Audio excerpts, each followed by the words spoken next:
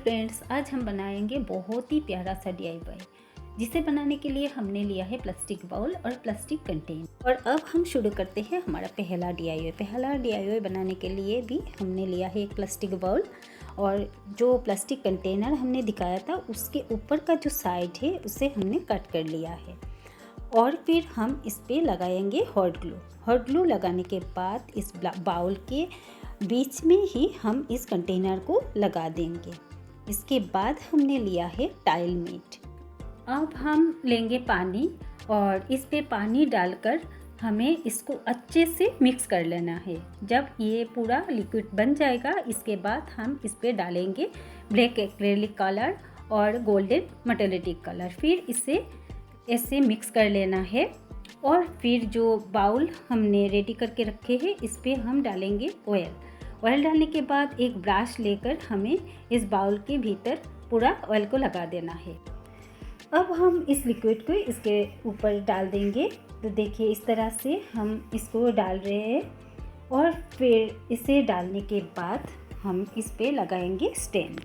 तो स्टैंड लगाने के लिए मैंने लिया है यहाँ पे प्लाईवुड के टुकड़े और ये प्लाईवुड के टुकड़े लगाने के बाद हम इसे 12 घंटे के लिए छोड़ देंगे। जब ये ड्राई हो जाएगा तो इस तरह से इसे खोलना है। तो देखिए इस तरह से हमने इसे खोल दिया है और फिर जो बीच में हमने जो कंटेनर लगाया था इसे भी निकालना है।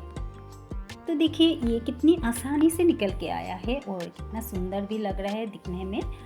और अब हमने लिया है ब्लैक एक्रेलिक कलर।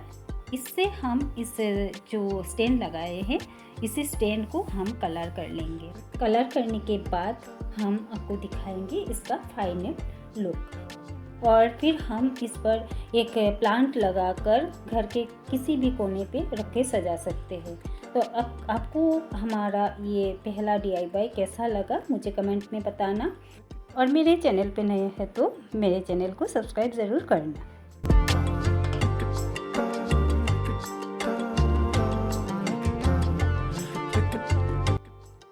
अब शुरू करते हैं हमारा दूसरा DIY। तो दूसरा DIY बनाने के लिए भी हमने यहाँ पे प्लास्टिक बाउल लिया है। ये एक बिस्कुट का बाउल है। तो इसका जो ऊपर का हिस्सा ये हमने कट कर लिया है।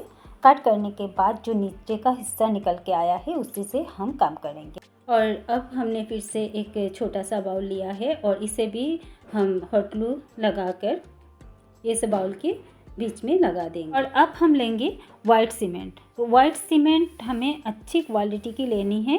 जो हमने लिया है वो है बिरला वाइट सीमेंट और इस सीमेंट पे हम अब पानी मिलाकर अच्छे से इसे मिक्स कर लेंगे। तो देखिए ये पूरा मिक्स हो चुका है। अब हम लेंगे बाउल और बाउल के ऊपर थोड़ा सा ऑयल डालेंगे और एक स्पंज से पूरे बाउल पे इसे लगा देंगे। और अब हम ये लिक्विड इस बाउल के ऊपर डाल देंगे। इसे डालने के बाद हमें इस पर स्टैंड लगाना है। तो स्टैंड लगाने के लिए मैंने यहाँ पे लिया है रेज़र और इन रेज़र को हम सीमेंट के बीच में डाल देंगे और फिर डालने के बाद हमें इसे 12 घंटे के लिए छोड़ देना है। फिर जब ये ड्राई हो जाएगा फिर इसे इस तरह से जो बाउल है इसे निकाल लेना है। तो देखिए हमारा ये बनके तैयार हो चुका है।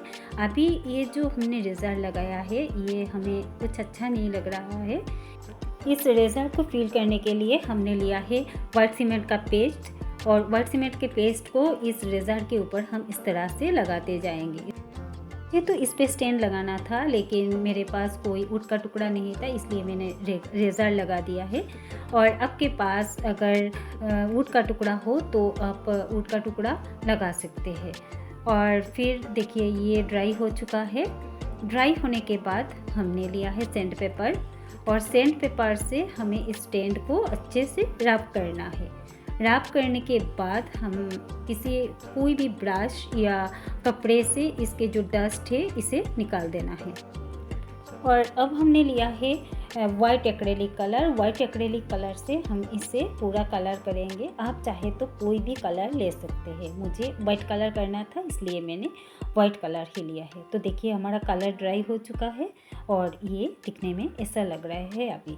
और फिर हमने लिया है एक न्यूज़पेपर को हमने यहाँ पे रख दिया है और फिर हमने लिया है ब्रोंज कलर इस कलर को हम एक प्लेट पे ले लेंगे और फिर एक ब्रश लेंगे और फिर ब्रश पर ये कलर लगा के अपनी फिंगर से इसे इस तरह से करते जाना है। तो देखिए वाइट के ऊपर ये ब्रोंज कलर जब दिया है हमने तो ये बहुत ही अच्छा लग रहा है दिखने में। और मेरा ये आज का DIY आप लोगों को कैसा लगा मुझे कमेंट पे बताना। और देखिए ये इसका फाइनल रिज़ल्ट है और इस पर हम कोई आर्टिफिशियल प्लांट या फ्लावर रख के भी सजा सकते हैं।